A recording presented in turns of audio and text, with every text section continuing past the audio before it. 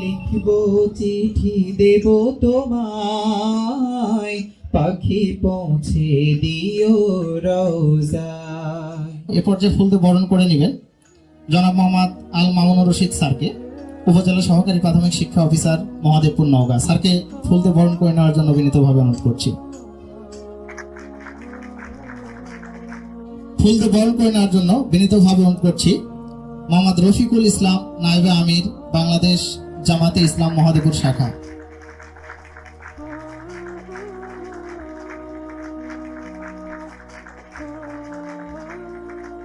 বিসমিল্লাহির রহমানির রহিম।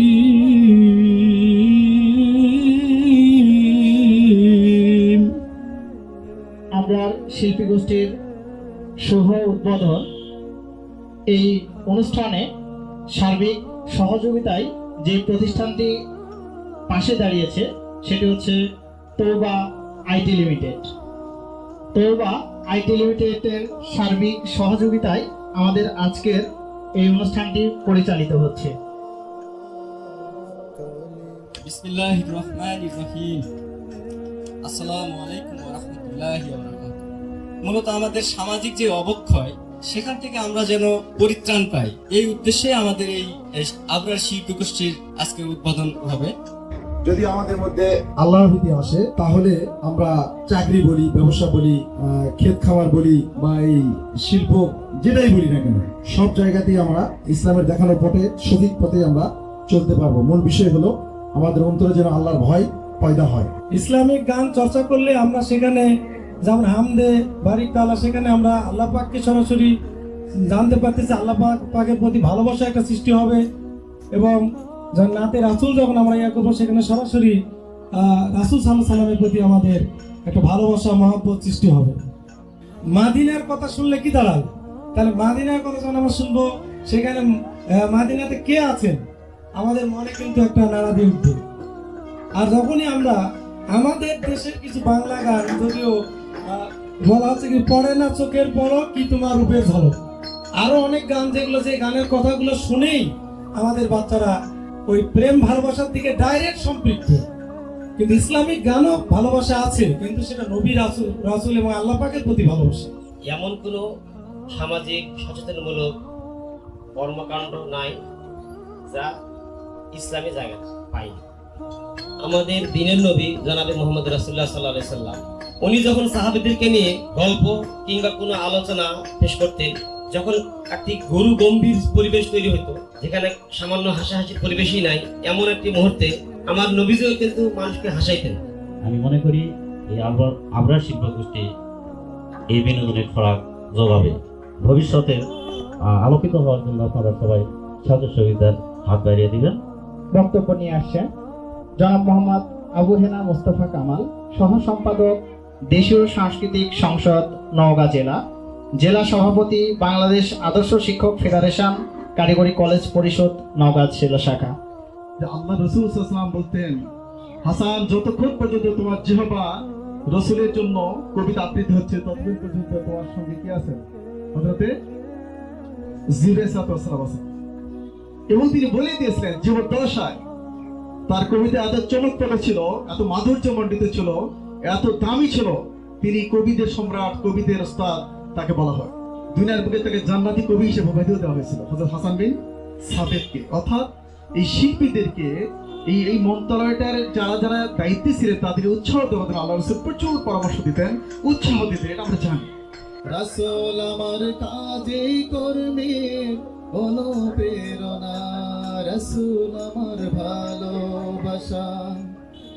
অর্থাৎ তিনি রাসূলকে এমন ভাবে হাইলাইট করছেন যে তার সেই অতীতের স্মৃতিগুলো এইভাবে নিয়ে আসছে সামনে, যে আমাদের বর্তমান ইসলামী আন্দোলন করতে গিয়ে, ইসলামের কাজ করতে গিয়ে যে আমরা যে বাধার সম্মুখীন হচ্ছি, রাসূলের থেকে কি বেশি হচ্ছে নাকি?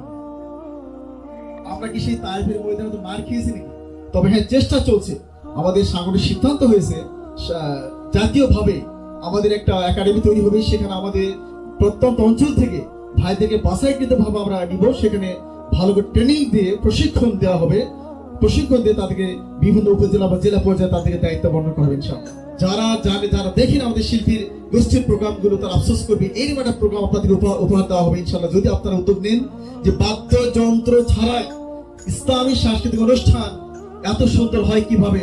আমি বিনীতভাবে অনুরোধ করছি দিক নির্দেশনামূলক বক্তব্য প্রদানের জন্য জনাব মোহাম্মদ আল মামুনার রশিদ, উপজেলা সহকারী প্রাথমিক শিক্ষা অফিসার, মহাদেবপুর, নওগাঁ। সারা জীবনে আমরা ইসলামী দর্শা প্রতিটা গ্রামে 4টা-5টা করে হয়। পরিবর্তন আছে মানুষের, আমার তো মনে হয় কোনো পরিবর্তন নেই, কারণ আমরা বুঝি না তো। আমরা জাস্ট যাই, যখন শুনি তখন খুব ভালো লাগে, কিন্তু বাসায় এসে আবার একই অবস্থা। এই অবস্থাটার কারণে আমরা বুঝি না বিভিন্ন ধরনের অবক্ষয়। এই অবক্ষয় থেকে আমাদের সমাজ মুক্ত হবে, একটা ভালো বাংলাদেশ, সুন্দর বাংলাদেশ প্রতিষ্ঠিত হবে, এই আশাবাদ ব্যক্ত করে আমরা সংক্ষিপ্ত বক্তব্য শেষ করলাম। যেহেতু শিল্পী গোষ্ঠীর শুভ উদ্বোধন অনুষ্ঠান, সুতরাং আমরা আবারও একটি ইসলামী সঙ্গীত শুনতে যাচ্ছি। আবরার শিল্পী গোষ্ঠীর সহকারী পরিচালক ও ট্রেনার আবুল রায়হান ভাইকে ইসলামী সঙ্গীত পরিবেশনার জন্য। রাসূলের শানে ভাইরাল একটি সঙ্গীত, আপনারা হয়তো বা অনেকেই শুনেছেন। যাই হোক, এক কলি গাচ্ছি, এরপরে আবার আমরা চলে যাবো আর কি। আমি লিখব চিঠি দেব তোমায়, পাখি পৌঁছে দিও রওজায়। আমি লিখব চিঠি দেব তোমায়, পাখি পৌঁছে দিও রওজায়। আমি থাকবো বসে আশায়, চিঠির উত্তর আসবে আমার গায়। আমি থাকবো বসে আশায়, চিঠির উত্তর আসবে আমার গায়। আমি লিখব চিঠি দেব তোমায়, পাখি পৌঁছে দিও রওজায়। আমাদের আজকের এই আবরার শিল্পী গোষ্ঠীর শুভ উদ্বোধন 2025 অনুষ্ঠানের সম্মানিত সভাপতি এবং প্রধান শিক্ষক আবরার একাডেমি ও প্রতিষ্ঠাতা পরিচালক আবরার শিল্পী গোষ্ঠী, কুঞ্জবন, মহাদেবপুর, নওগাঁ, জনাব মোহাম্মদ রাশেদুজ্জামান ইথার ভাইকে আমি বিনীতভাবে অনুরোধ করছি তার মূল্যবান বক্তব্য প্রদান এবং আজকের এই উদ্বোধনী অনুষ্ঠানের সমাপ্তি ঘোষণা করার জন্য। আসসালামু আলাইকুম ওয়া রাহমাতুল্লাহ। আলহামদুলিল্লাহ, আপনারা কেমন আছেন? আমরা অনেকক্ষণ কষ্ট করে বসে আছি, আপনারা যারা এসেছেন আমাদের এই অনুষ্ঠানকে প্রাণচাঞ্চল্যকর একটা অবস্থা তৈরি করার জন্য। এই জন্য আমি আন্তরিকভাবে আপনাদেরকে কৃতজ্ঞতা বোধ করছি এবং আল্লাহর কাছে দোয়া করছি যেন সবাই এই অনুষ্ঠান সত্যিকারের একটা ইসলামিক বিষয় যারা বুঝতে পারছেন, সেই জন্য আমি বলবো যে এই অনুষ্ঠানকে উসিলা করে আল্লাহ তাআলা যেন আমাদের জান্নাতের ফয়সালা করে দেন। আমি দুই একটি কথা বলবো। আমার এখানে সম্মানিত স্যার আছেন, আমার আব্বা আছেন এবং অনেক মুরব্বী মানুষ আছেন। মানে আমার হয়তো এরকম কথা বলা সাজে না, তারপরও আমি যতটুকু শিখছি তাদের কাছ থেকে এবং কোরআন হাদিস থেকে শিখছি, সেই অনুপাতে আমি সামান্য একটু কথা বলতে চাই আপনাদের সামনে। সেটা হলো যে আমরা এই শিল্পী গোষ্ঠীকে কেন উদ্বোধন করছি বা শিল্পী গোষ্ঠী নিয়ে কেন কাজ করব।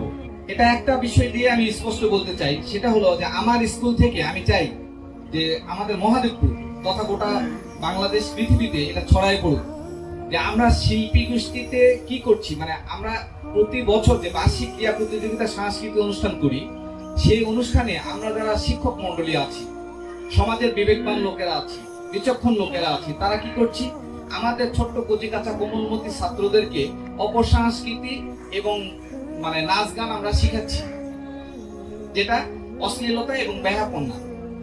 হয়তো আমরা ভুল করছি ইতিপূর্বে, এটা যখন আমরা বুঝতে পারতেছি তখন আমরা এটা অবশ্যই আল্লাহর কাছে তওবা করব, আল্লাহ অবশ্যই মাফ করবেন। আমরা যদি এই জন্যই আমাদের একটা উদ্যোগ যে আপনার ইসলামিক রিসার্চ সেন্টার, এইখান থেকে আমরা রিসার্চ করে করে বৈজ্ঞানিক ভিত্তিতে ইসলামী সাহিত্য চর্চা করে সেগুলো আমরা সমাজের রন্ধে রন্ধে ছড়িয়ে দিব ইনশাআল্লাহ। আপনারা কি আমার সঙ্গে একমত? ইনশাআল্লাহ আল্লাহ কবুল করুক। আপনারা যদি সঙ্গে থাকেন তাহলে আল্লাহ বলছেন যে তোমরা কোনো কাজ করো তাহলে সেটা পরামর্শ করে করো, এবং কোনো বিষয়কে যদি এগিয়ে নিয়ে যেতে চাও তাহলে সামাজিক ভাবে সবাই একতাবদ্ধ হয়ে তোমরা সেটাকে কাজ করো সামনে, তাহলে তোমরা অবশ্যই সেই কাজকে কি করতে পারবে, বেগবান করতে পারবে। তো আমি আপনাদের কাছে দোয়াও চাই এবং আমার অনুষ্ঠানের ভুল ত্রুটি হইলে সেই বিষয়ে ক্ষমাও চাই। আপনারা ক্ষমা সুন্দর দৃষ্টিতে দেখবেন এবং সকলের সুস্বাস্থ্য দীর্ঘায়ু কামনা করে, সকলের জান্নাত কামনা করে, আমাদের পরপারে যে উদ্দেশ্য নাজাত জান্নাত, এটাকে কামনা করে, আল্লাহর সন্তুষ্টি, রাসূলের পথে চলার কামনা করে আমি আমার সংক্ষিপ্ত বক্তব্য এবং অনুষ্ঠান সমাপন ঘোষণা করছি। সবাইকে ধন্যবাদ। আসসালামু আলাইকুম ওয়া রাহমাতুল্লাহি ওয়া বারাকাতুহু। আমি লিখব চিঠি দেব তোমায়, পাখি পৌঁছে দিও রোজা।